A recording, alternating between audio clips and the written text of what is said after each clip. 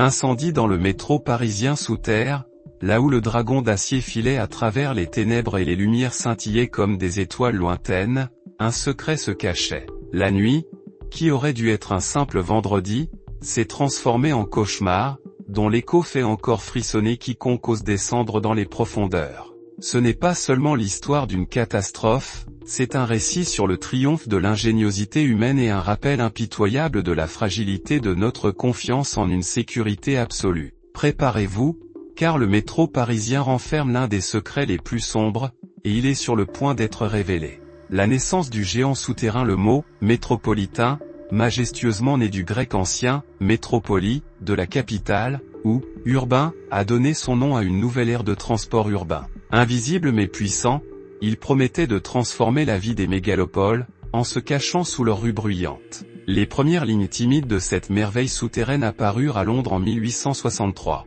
La firme anglaise, Metropolitan Railway, traça en 1860 la voie de son premier-né, un train à vapeur qui filait à travers un tunnel peu profond de seulement 3,6 km. Ses avantages par rapport à son homologue terrestre devinrent évidents presque instantanément: vitesse, absence de perturbations routières, et la promesse d'une efficacité sans précédent. Le transport souterrain attirait par son avenir prometteur, mais non sans un murmure de problèmes.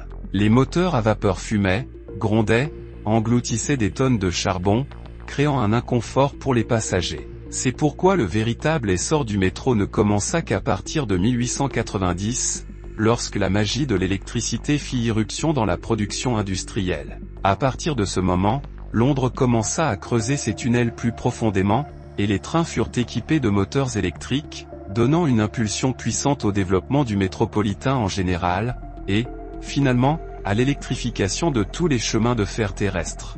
Le chuchotement parisien sous terre Londres avait donné le ton, et bientôt son exemple fut suivi par New York, Budapest, et, bien sûr, Paris. Le lancement de la première ligne du métropolitain parisien fut un événement grandiose, programmé pour l'ouverture de l'exposition universelle de 1900. Dans l'un des pavillons de l'exposition, comme un présage d'une nouvelle ère, une innovation de l'Otis Elevator compagnie américaine était présentée, ou une merveille capable d'accélérer considérablement le déplacement des passagers dans le métro. À partir de ce moment et jusqu'en 1903, des dizaines de kilomètres de tunnels s'étendirent sous les rues anciennes de la capitale française. Ce nouveau mode de transport conquit le cœur des citadins à une vitesse incroyable. Les gens descendaient dans le métro non seulement pour aller d'un point A à un point B, mais aussi simplement pour se promener, apprécier la décoration raffinée des stations, et admirer les trains rapides, un véritable miracle de l'époque, l'incarnation du progrès.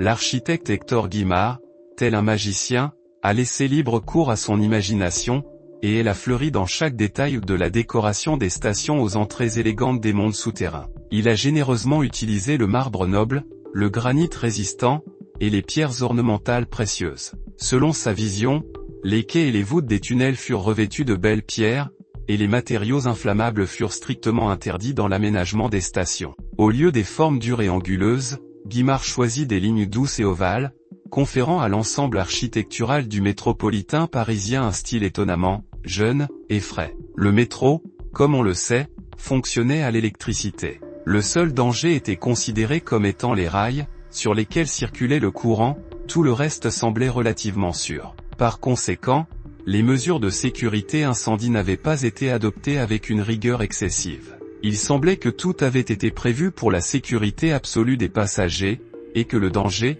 logiquement, ne pouvait surgir de nulle part. Mais c'est précisément dans ce transport public si populaire que s'est produite la plus grande catastrophe de l'histoire du métro, éclipsant tous les événements précédents et suivants.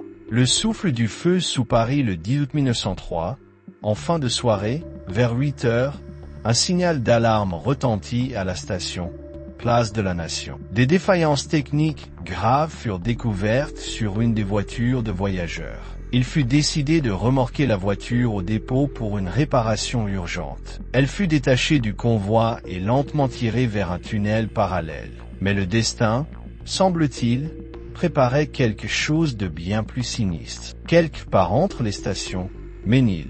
Collision en enfer dans cette obscurité totale, où les lois du mouvement étaient brisées par la fumée âcre. Le conducteur du train en marche, aveuglé par l'épais voile, ne put voir la voiture en feu devant lui. Le temps de freiner était irrémédiablement perdu. À pleine vitesse, le convoi s'écrasa dans la voiture en flammes. Le choc fut si monstrueux que certains passagers furent projetés de leur siège et tombèrent des wagons, se retrouvant sur les rails, enveloppés de fumée et de terreur. Dans la panique, ils commencèrent à sauter sur les voies, cherchant désespérément une issue de cet enfer souterrain. Mais où était-elle? Dans quelle direction fuir? Personne ne pouvait répondre. Les conducteurs des trains impliqués périrent sur le coup, emportant avec eux les derniers espoirs de salut. L'incendie et la propagation de la fumée furent immédiatement signalés aux pompiers. Cependant, les pompiers arrivés au métro furent confrontés à un obstacle insurmontable. La fumée était si épaisse et omniprésente qu'ils ne purent tout simplement pas atteindre le convoi endommagé pour en évacuer les personnes. Dans cette obscurité totale et suffocante, ils ne savaient ni où aller ni quoi éteindre.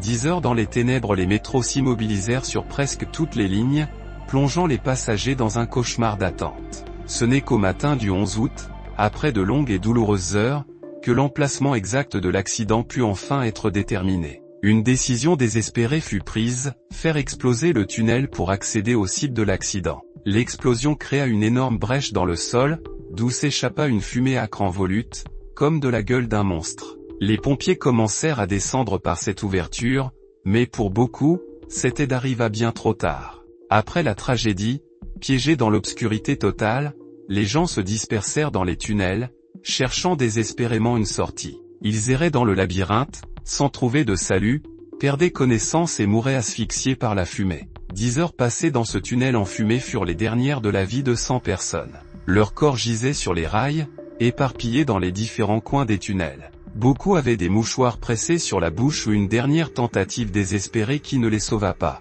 Pendant longtemps, Paris pleura cette catastrophe. Des spécialistes menèrent d'interminables enquêtes, tentant de découvrir la véritable cause de l'incendie. En conséquence, des mesures de sécurité incendie sans précédent furent adoptées. Depuis ce jour fatal, plus rien de lié à de telles pertes humaines massives ne s'est produit dans le métro parisien. Cependant, le destin, semble-t-il, continuait de tester les métropolitains du monde. À Londres, en 1973, une autre tragédie majeure se produisit, dont les causes restent encore un mystère. Près d'une station centrale, un train, roulant à environ 65 km/h, dépassa inopinément la station et s'encastra dans un cul-de-sac. Le conducteur du train électrique, selon des témoins oculaires, semblait extrêmement étrange, ses yeux étaient fous, fixant un point unique, comme hypnotisé. Il est tout à fait possible qu'il ait subi une crise cardiaque pendant son service. Ou peut-être, dans son esprit,